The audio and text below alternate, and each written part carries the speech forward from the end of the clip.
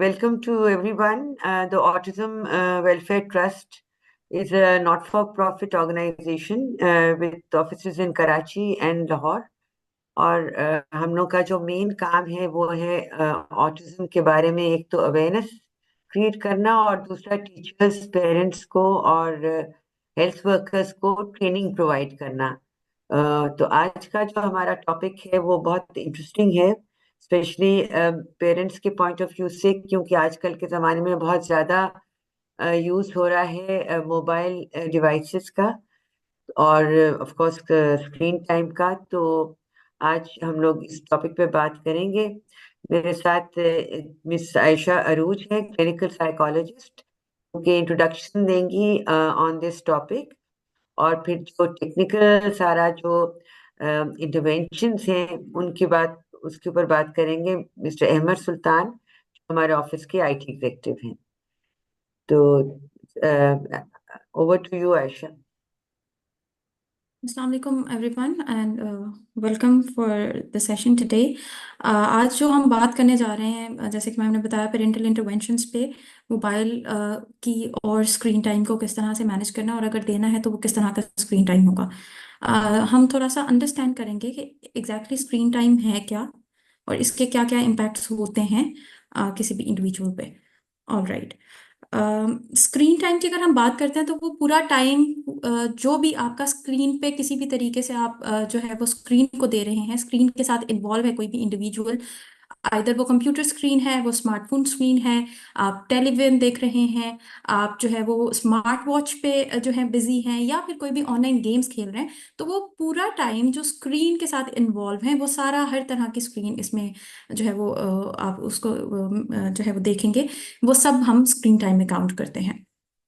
और screen time एक sedentary activity है, मतलब ये आपसे रिक्वायर करती है कि आप बैठे रहें मुसलसल, और जिस टाइम पे आप स्क्रीन यूज़ कर रहे होते हैं, आप स्क्रीन के साथ फुल टाइम इंगेज होते हैं, तो फिर उस टाइम पे और कोई फिजिकल एक्टिविटी या और कोई जो है वो आपकी फिजिकल मूवमेंट्स सच नहीं हो रही होती, एक्सेप्ट योर आइज इन्वॉल्वमेंट, और हाथ से अगर आपने फ़ोन पकड़ा हुआ है, या आपकी हाथों के इन्वॉल्वमेंट के अलावा।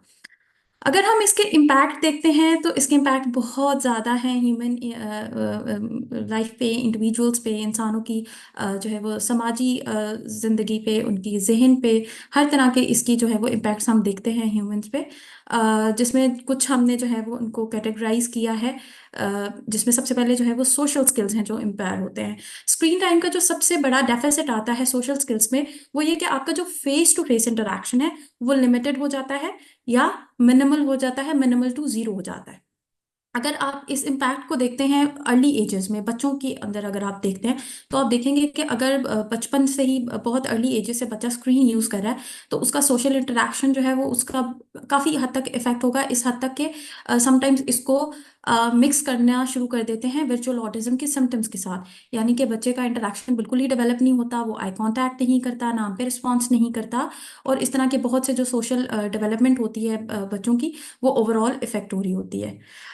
सेकेंडली, जब आप इसमें अडल्ट में देखते हैं तो भी आप देखते हैं कि जो है वो रिलेशनशिप्स अफेक्ट होना शुरू हो जाते हैं। आपको खुद मालूम है कि घर पे अगर हस्बैंड वाइफ है, उनका रिलेशन को अगर आप देखते हैं, तो अगर हस्बैंड आने के बाद ऑफिस से या घर पे जब वो मौजूद हैं तो वो फुल टाइम स्क्रीन पे दे रहे हैं, तो मियाँ बीवी का आपस का क्वालिटी टाइम इफेक्ट हो रहा है, बच्चों का और पेरेंट्स का आपस में जो कनेक्शन है वो इफेक्ट हो रहा है। तो ओवरऑल जो है वो रिलेशनशिप और सोशल लाइफ हर तरह की स्क्रीन की वजह से बहुत इफेक्ट होती है।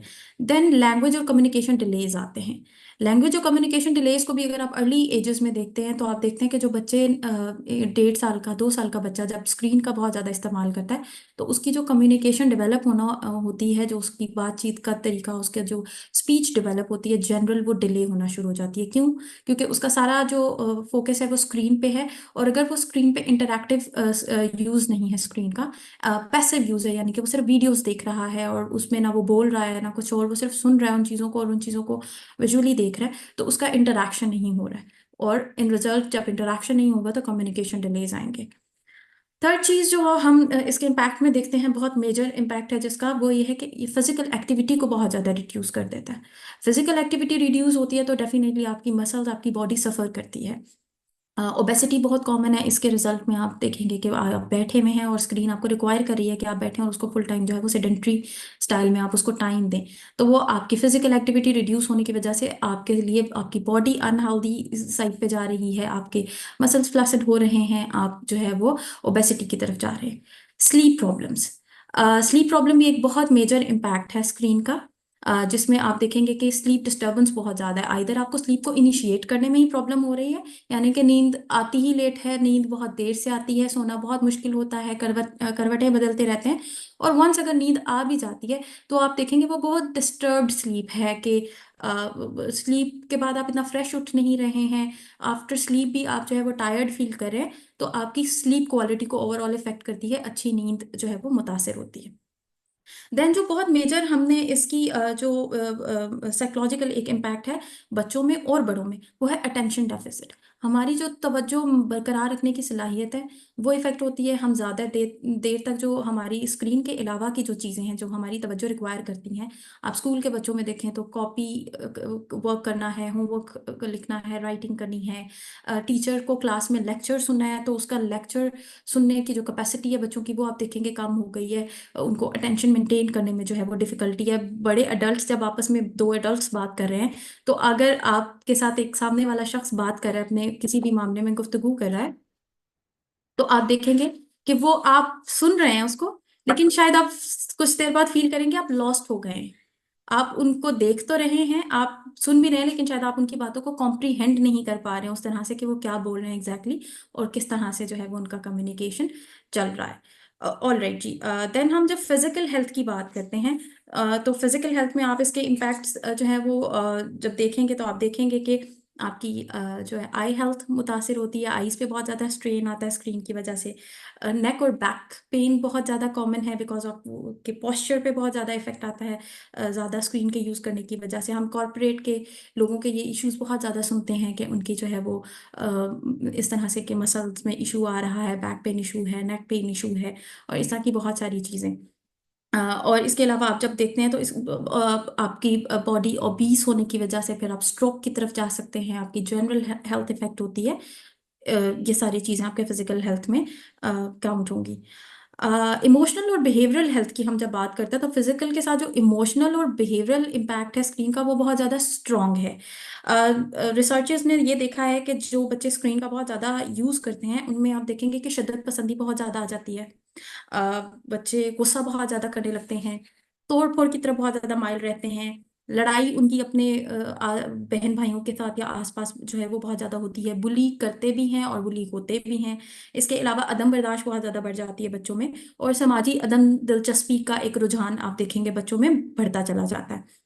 अब ये वो सारी चीज़ें हैं जो जिन पे फिर आप लेटर ऑन जो है वो अगर अर्ली ईयर्स में आप देख रहे हैं कि बच्चे में ये चीज़ें डेवलप हो रही हैं तो लेटर एजेस में वो फिर बहुत ज़्यादा सीवियरिटी की तरफ चली जाती हैं। फिर गुस्से का एक परमानेंट इशू रहता है, परमानेंट जो है वो जो कोपिंग आपके स्किल्स हैं, अदरवाइज जो स्ट्रेस कोपिंग स्किल्स हैं वो जनरली इफेक्ट हो रहे होते हैं। ये सारी जो है आपकी इमोशनल और बिहेवियरल हेल्थ पे इसके इम्पैक्ट्स आते हैं।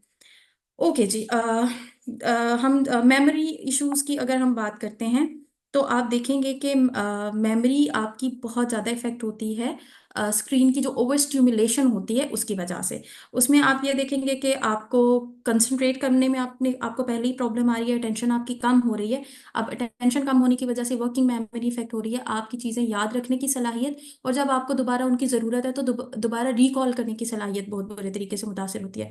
और मुझे उम्मीद है कि बहुत से लोग इस चीज़ से बहुत अच्छे से रिलेट कर रहे होंगे कि हम भूल जाते हैं जब हमारी बहुत ज़्यादा स्क्रीन चल रही है तो हम देख रहे होते हैं कि आज मैंने क्या क्या काम करना था मैं भूल गई हूँ, मेरी ये सारे काम पेंडिंग हैं, उनमें से 4 तो मैंने कर लिए, 8 काम मैं भूल चुकी हूँ, मैंने फलां चीज़ कहाँ रखी है वो ढूंढने में मुझे मसाइल पेश आ रहे हैं। इसके अलावा बहुत ही जो कॉमन चीज़ इससे एग्जांपल हम रिलेट कर सकते हैं कि हमें फ़ोन नंबर्स नहीं याद होते हैं।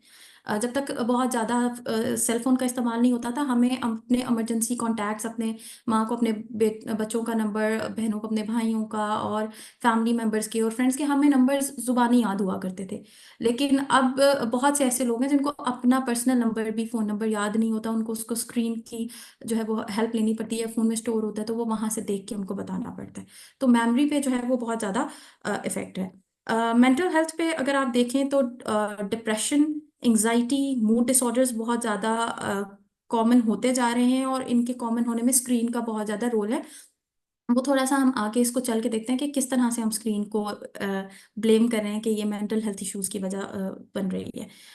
देन हम देखते हैं कि फिट्स हैं, सीजर्स हैं, तो सीजर्स को भी इफेक्ट करती है, वो भी थोड़ी सी डिटेल हम नेक्स्ट स्लाइड में बेहतर अंडरस्टैंड कर सकेंगे। ओके जी। स्क्रीन जो इम्पैक्ट कर रही है, हमने देखा सोशल लाइफ किस तरह इफेक्ट हो रही है, फिजिकल हेल्थ कैसे इफेक्ट हो रही है, मेंटल हेल्थ किस तरह से इफेक्ट हो रही है। जनरल हमने एक ओवरव्यू लिया है कि किन किन एरियाज को इफेक्ट कर रही है, लेकिन वो किस तरह से इफेक्ट करती है, वो ऐसा नहीं है कि सिर्फ आपके रवैये को पे असर आ रहा है, और सिर्फ जो है वो आप जहनी तौर पे जो है वो अदम दस्तयाब है, या जो है जहनी प्री ऑक्युपाइड हैं और सोचों में या स्क्रीन पे। लेकिन ये इसके साथ साथ ही आपके ब्रेन में न्यूरोकेमिकल चेंजेस करती है, एनाटॉमिकल चेंजेस करती है, आपके ब्रेन का स्ट्रक्चर और आपके ब्रेन के जो केमिकल्स हैं वो भी बहुत ज़्यादा उनमें चेंजेस आती हैं। हमारा जो पूरा सिस्टम है वो हमारा न्यूरोट्रांसमीटर्स की वजह से जो है वो चल रहा है, हमारी बॉडी जो है वो उसमें न्यूरोट्रांसमीटर्स का एक बहुत इंपॉर्टेंट रोल है। तो जब आप देखते हैं कि स्क्रीन किस तरह से न्यूरोट्रांसमीटर्स को इफेक्ट कर रही है, तो आप देखेंगे कि मेलाटोनिन जो हमारा न्यूरोट्रांसमीटर है वो रिड्यूस हो जाती है, उसकी कंसंट्रेशन स्क्रीन के ज़्यादा इस्तेमाल की वजह से। इसमें जो स्क्रीन की ब्लू लाइट्स है वो बहुत ज़्यादा इन्वॉल्व है मेलाटोनिन की लेवल को रिलीज करने में, हिंडर करने में, उसको सप्रेस करने में। ये वो न्यूरोट्रांसमीटर है, ये वो केमिकल है जो हमें स्लीप में हेल्प करता है, हमारी नींद को बेहतर बनाने के लिए ये हमें हेल्प आउट करता है। तो डेफिनेटली जब ये कम होगा तो ओवरऑल जो है वो हमारी स्लीप जो है वो डिस्टर्ब होगी। देन आप देखेंगे रिड्यूस्ड कॉग्निटिव आउटकम्स आते हैं। कॉग्निटिव आउटकम्स यानी हमारी जो सोचने की, सीखने की सलाहियत है, जनरली ओवरऑल वो मुतासर हो रही है। उसमें आप देखेंगे कि अगेन तवज्जो नहीं दे पा रहे हैं, इंटेलिजेंस इफेक्ट हो रही है। स्पेशली जब आप इसमें बच्चों की बात करेंगे तो बच्चों की कॉग्निटिव कैपेबिलिटीज बहुत ज़्यादा इम्पैक्ट होती हैं। क्यों? क्योंकि ब्रेन की डेवलपमेंट का टाइम पीरियड ही आप कह लें शुरू के 5 साल है। अब शुरू के 5 साल में जब स्क्रीन का ज़्यादा इस्तेमाल होगा, उन ईयर्स में जबकि ब्रेन को डेवलपमेंट की ज़रूरत है, उनके केमिकल्स को नॉर्मली फंक्शन करने की ज़रूरत है, तो स्क्रीन की इन्वॉल्वमेंट से वो सब चीज़ें डिसरप्ट हो गई हैं। डिसरप्शन से क्या हो रहा है कि बच्चे की कॉग्निटिव एबिलिटीज़ कम हो रही हैं, उसकी अटेंशन जो होनी चाहिए वो कम है। इसके रिजल्ट में क्या है कि बच्चे की ओवरऑल जो है वो कॉग्निटिव एबिलिटीज इफेक्ट होने से उसकी एजुकेशनल अटेनमेंट में भी आप डिफिकल्टीज देखेंगे। बच्चा स्कूल में अच्छा परफॉर्म नहीं कर पा रहा, बच्चे को स्कूल में लेसन याद नहीं रहते, क्लास में कंसंट्रेट नहीं कर पा रहा, तो उसका पूरा फ्यूचर टॉल पे आप कह सकते हैं लग जाता है। ओके जी। देन हम बात करेंगे डोपामीन की। डोपामीन हमारा हैप्पी हार्मोन है, हमें जो खुशी और मोटिवेशन फील करते हैं इस ये हम डोपामीन की वजह से फील करते हैं। तो डोपामीन इम्बैलेंस हो जाता है। डोपामीन नॉर्मली ज्यादा रिलीज होने लगता है जब हम स्क्रीन का इस्तेमाल करते हैं, खुशी महसूस करते हैं, हम स्क्रीन यूज करते हैं, हम इंजॉय करते हैं। ठीक है, लेकिन वो क्या है, इसका सेम इम्पैक्ट आता है जो एडिक्शन का आता है। अगर कोई सब्सटेंस यूज कर रहा है, फॉर सपोज कोई चरस इस्तेमाल करता है, कोई शराब पीता है, या कोई और तरह के जो है सेडक्टिव ले रहे हैं, या कोई भी जो है वो इस तरह की एडिक्टिव्स यूज किए जा रहे हैं, तो जो इम्पैक्ट उनका ब्रेन पे आता है, सिमिलरली आप ये कहिए कि स्क्रीन के इस्तेमाल से आपकी डोपामिन रिलीज होती है। और जिस तरह से एडिक्शन आपको जाहिर है कि आप एक टाइम पे यूज कर रहे हैं तो थोड़े से आपका गुजारा और फिर आपको और ज्यादा चाहिए और ज्यादा चाहिए, तो आपको उसकी टॉलरेंस बिल्ड होती रहती है। सिमिलरली इसका भी यही रोल है। और लेटर ऑन क्या होता है कि आपका डोपामिन जो अप्रोप्रिएट रिसोर्सेज है, फॉर सपोज मेरा डोपामिन रनिंग से भी रिलीज होता है। मेरा डोपामिन तब भी रिलीज होता है जब मैं अपने पेरेंट्स के साथ बात करता हूँ। मेरा डोपामिन तब भी रिलीज होता है जब मैं अपने किसी फ्रेंड्स के साथ बात करता हूँ, इंटरेक्ट करता हूँ, एक्सरसाइज करता हूँ। इस तरह की बहुत सी चीजें जो मुझे खुशी देती हैं। लेकिन जब वो स्क्रीन के साथ रिलेट हो गया और स्क्रीन अब उसको रेगुलेट कर रहा है, तो जो रेगुलर बाकी हेल्दी पैटर्न से मेरा डोपामिन रिलीज होना था, या मैंने अपनी बाकी जो सोशल इंटरेक्शन से जो मुझे खुशी महसूस करनी थी, उसका लेवल ग्रेजुअली कम होना शुरू हो जाएगा। ओके जी। इसके अलावा ये भी देखा गया कि जो ब्रेन के कॉर्टिसोल्स हैं, ये लेवल इंक्रीज होता है स्क्रीन के ज़्यादा इस्तेमाल से। अब कॉर्टिसोल जो है वो स्ट्रेस का हार्मोन है, ये स्ट्रेस प्रोड्यूस करता है। जितना केमिकल कॉर्टिसोल रिलीज होगा उतना ज़्यादा हम स्ट्रेस्ड फील करेंगे। और कॉर्टिसोल के ज़्यादा रिलीज होने से डिप्रेशन हो सकता है, ओबेसिटी होती है, आपका मेटाबॉलिक सिस्टम इफेक्ट होता है, टाइप 2 डायबिटीज़ हो सकता है, इसके अलावा blood pressure, heart attack, dementia और स्ट्रोक। डोपामीन के लेवल बढ़ने की वजह से ये वो सारी नेगेटिव इम्पैक्ट्स हैं जो कॉर्टिसोल के वजह से फेस करने पड़ सकते हैं। तो अगर स्क्रीन का बहुत एक्सेसिव यूज चल रहा है और कॉर्टिसोल की लेवल्स इफेक्ट हो रही हैं, तो आप देखेंगे कि वो कितने सारे आपकी एरियाज को इफेक्ट कर रहा है। लेटर एजेस में it could be the reason of dementia and stroke as well. Okay जी। जो एक बहुत मेजर जो फाइंडिंग है स्क्रीन टाइम की, वो ये है कि आपके सेरेब्रल कॉर्टेक्स को ये थिन कर देता है, यानी कि आपके ब्रेन के किसी एक हिस्से को सुकेड़ देता है। अब उस जिस हिस्से को जिसको हम सेरेब्रल कॉर्टेक्स कह रहे हैं, उसका क्या रोल है? ये आपकी मेमोरी में रोल प्ले करता है, इंफॉर्मेशन को प्रोसेस करने में ये अपना किरदार अदा करता है। जनरली फिर इसका क्या इम्पैक्ट आता है कि आपकी डिसीजन मेकिंग, फैसला, कुव्वत फैसला और आपका जो प्रॉब्लम सॉल्विंग है, स्ट्रेस कोपिंग है, वो इसकी वजह से इफेक्ट होती है। यानी कि स्क्रीन के बहुत ज़्यादा इस्तेमाल की वजह से हम जो है वो बेहतर फैसले नहीं ले पाते। क्यों नहीं ले पाते? क्योंकि हमारे ब्रेन के जिस एरिया ने जो फैसले लेता है या जो इसमें इन्वॉल्व है, उसकी वो सुकड़ जाता है या वो इफेक्ट होता है उसका स्ट्रक्चर। ओके जी। यहाँ तक तो हमने बात कर ली कि इम्पैक्ट्स एग्जैक्टली है क्या क्या और सेहत को किस तरह से इम्पैक्ट करता है। लेकिन स्क्रीन ऐसा नहीं है कि हम अपनी ज़िंदगी से पूरी तरह से एलिमिनेट कर दें। हम अभी भी आपसे इंटरेक्ट कर रहे हैं तो हम स्क्रीन के ही ज़रिए कर रहे हैं। बहुत सी ऐसी जॉब्स हैं जिनमें स्क्रीन इन्वॉल्व है। और इसी तरह हम बच्चों को बिल्कुल इससे डिप्राइव नहीं कर सकते कि हम कहें कि स्क्रीन का इम्पैक्ट है तो इसको हम बच्चों को बिल्कुल ही देना छोड़ दें, बच्चे स्क्रीन इस्तेमाल करना छोड़ दें। तो थोड़ा सा हम डिस्कस करेंगे कि स्ट्रक्चर किस तरह से आप कर सकते हैं स्क्रीन टाइम को। अगर आप रिसर्च देखते हैं तो रिसर्च का ये कहना है कि 3 घंटे जितना या 3 घंटे से कम जिन बच्चों का स्क्रीन का इस्तेमाल होता है, उनको क्लियर कट अटेंशन के प्रॉब्लम्स आते हैं और उनकी लैंग्वेज डिले होती है। ये अर्ली एजेस की हम बात करें।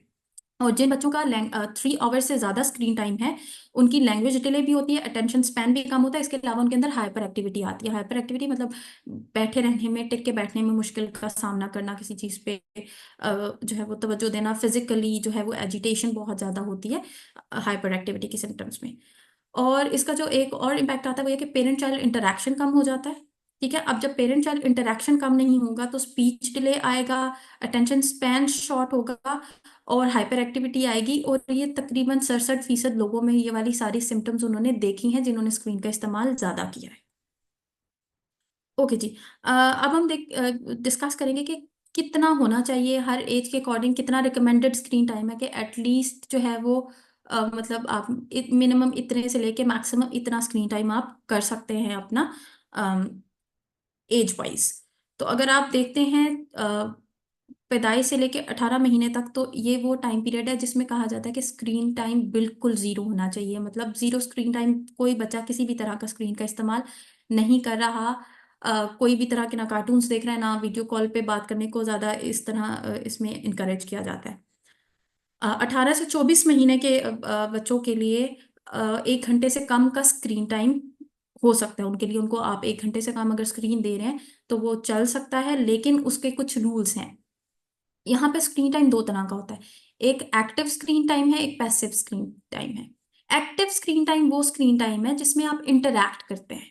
इंटरैक्ट किस तरह से करते हैं कि आप ये इसकी एग्जांपल सिंपल वर्ड्स में बच्चों के लिए आप इस तरह से ले लें कि आप एजुकेशनल वीडियोस दिखा रहे हैं या आप वीडियो कॉल पे बात करवा रहे हैं जिसमें बच्चा खुद भी बोल रहा है। ऐसा नहीं है कि बच्चा सिर्फ खामोशी से देख रहा है और उसका उसमें कोई पार्ट नहीं है। तो इंटरैक्टिव स्क्रीन टाइम होना चाहिए instead of passive screen time. Passive screen time क्या है?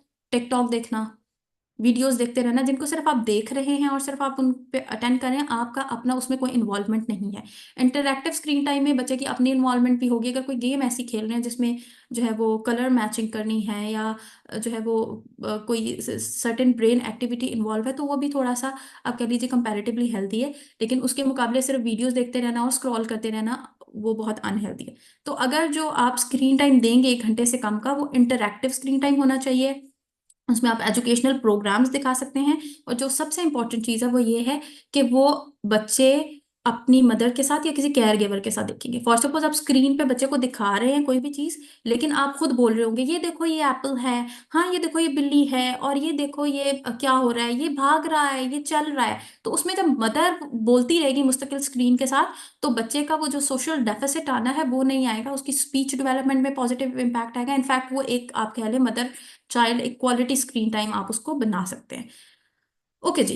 देन 2 से 5 साल के बच्चों के लिए 1 घंटा वीकडेज में रिकमेंडेड है कि 1 घंटा या इससे कम का इस्तेमाल किया जाए, और वीकेंड्स पे आप उसको मैक्सिमम 3 घंटे तक ले जा सकते हैं। 6 से 17 साल के बच्चों के लिए 1-2 घंटे तक का स्क्रीन टाइम रिकमेंडेड है, इससे ज्यादा नहीं देना चाहिए। और वो भी आप जब आप उसको देखेंगे तो आपने ये फोकस में रखना है कि अगर 2 घंटे स्क्रीन टाइम दिया जा रहा है तो उसमें बच्चे की बाकी एक्टिविटीज मुतासिर नहीं होनी चाहिए, यानी कि उसमें जो उसका सोशलाइजेशन का टाइम है, फिजिकल एक्टिविटी का टाइम है, उसकी स्लीप का जो टाइम है, इनमें से ये सारी जो उसकी बाकी फंक्शनिंग है उनमें से कोई भी डिस्टर्ब नहीं होनी चाहिए। उसका पूरी तरह से आपने ख्याल रखना है। देन अडल्ट्स के लिए आप देखेंगे 18 18 साल से बड़े उम्र के लोगों के लिए आप देखेंगे कि 2 से 4 घंटे का रिकमेंडेड टाइम है, इससे ज़्यादा स्क्रीन का टाइम नहीं होना चाहिए। और उसमें जो अडल्ट्स के लिए जो चीज़ बहुत ज़्यादा रिकमेंड की जाती है कि वो ये कि स्क्रीन ब्रेक्स लीजिए। स्क्रीन ब्रेक्स से क्या मुराद है, इसमें 20-20-20 का रूल होता है, यानी कि हर 20 मिनट के मुसलसल स्क्रीन के इस्तेमाल के बाद आप 20 सेकंड्स का ब्रेक लेंगे। 20 सेकंड, उन 20 सेकंड्स में आपने क्या करना है, तकरीबन 20 फीट दूर रखी हुई चीजों को आप देखेंगे ताकि आपकी आईज पे स्ट्रेन कम आए, और वो एक आपकी ब्रेक है जो आप स्क्रीन टाइम से हर 20 मिनट्स के बाद आपको लेनी है। ऑलराइट, इसके अलावा आपके स्क्रीन फ्री जोन्स होने चाहिए। फॉर सपोज हम लंच की टेबल पे स्क्रीन का बिल्कुल इस्तेमाल नहीं करेंगे, सिटिंग रूम में स्क्रीन इस्तेमाल नहीं होगी जब सब घर वाले बैठे चाय पी रहे हैं या कोई भी सोशल इंटरेक्शन चल रहा है फैमिली का। तो ये इसके रूल्स जो है वो क्लियर होना बहुत ज़्यादा ज़रूरी है। और इन सारी सिचुएशंस में जो सबसे इंपॉर्टेंट चीज़ है वो ये कि आपकी फिजिकल एक्टिविटी, आपकी एक्सरसाइज होना बहुत ज़रूरी है along with using the screen. Alright, then हम देखते हैं कि स्क्रीन टाइम जो है वो 2 तरह का होता है, एक अनस्ट्रक्चर्ड स्क्रीन टाइम है और एक स्ट्रक्चर्ड स्क्रीन टाइम है। अनस्ट्रक्चर्ड स्क्रीन टाइम 3 घंटे से ज्यादा का अगर स्क्रीन टाइम दिन में लिया जा रहा है, अनसुपरवाइज्ड है, चाइल्ड लॉक नहीं लगा हुआ है, पैसिव वॉचिंग है। पैसिव वॉचिंग वही जिसमें बच्चा इन्वॉल्व नहीं कर रहा, इंटरैक्ट नहीं कर रहा, और स्क्रीन को बेबी सिटर के तौर पे यूज किया जा रहा है। बेबी सिटर मतलब बस ठीक है स्क्रीन के हवाले बच्चा कर दिया और अब स्क्रीन जाने और बच्चा जाने, तो ये चीज अनस्ट्रक्चर्ड कहलाती है। स्ट्रक्चर्ड स्क्रीन टाइम को हम जब देखते हैं तो हमारा मकसद ये है कि हम स्ट्रक्चर्ड स्क्रीन टाइम को प्रमोट करें। स्ट्रक्चर्ड स्क्रीन टाइम वही है जो 1 घंटे से ज्यादा 24 घंटे में ना हो, या रिकमेंडेड एजेस के मुताबिक हो, पेरेंट्स इन्वॉल्व हो स्क्रीन टाइम में। ऐसा नहीं है कि आपने स्क्रीन पकड़ा दी और अब आप इन्वॉल्व नहीं है बच्चे के साथ, यानी आप उसको प्रॉपरली सुपरवाइज भी कर रहे हैं, आप इंटरैक्ट भी कर रहे हैं, और स्क्रीन जो बच्चा देख रहा है बच्चा आपके साथ वो चीजें डिस्कस कर रहा है। ठीक है, और देन इसकी एजुकेशनल प्रोग्रामिंग होनी चाहिए कि बच्चा एजुकेशनल पर्पज से स्क्रीन यूज कर रहा हो। एक्सपेक्टेशन सेट हो कि आप क्या चीजें स्क्रीन पे देख सकते हैं, क्या नहीं देख सकते। ठीक है, और बच्चा जो है वो इसके अलावा बातचीत भी करे, इंटरैक्ट भी करे, इंटरैक्शन में इन्वॉल्व भी रहे।